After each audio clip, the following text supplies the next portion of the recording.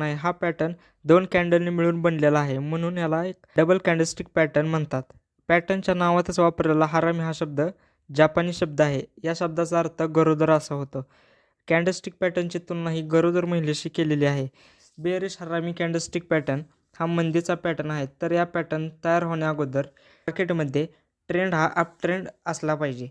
नंतर पहिल्या कॅन्डलचा रंग हा ग्रीन आणि दुसऱ्या कॅन्डलचा रंग कोणताही असू शकतो, परंतु रेड असेल तर अधिक प्रभावशाली काम करतो.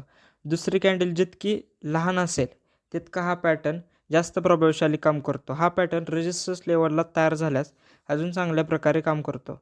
या पॅटर्नमध्ये आपण एंट्री आणि स्टॉप लॉस काय राहणार आहे, या पॅटर्नचा जो दुसरी नंतरची कॅन्डल जर खाली ओपन झाली तर आपण तिथं एंट्री करू शकतो. यामध्ये आपला स्टॉप लॉस हा या पॅटर्नचा हाय राहणार आहे, म्हणजे स्टॉपला आपण स्टॉप लॉस लावू शकतो.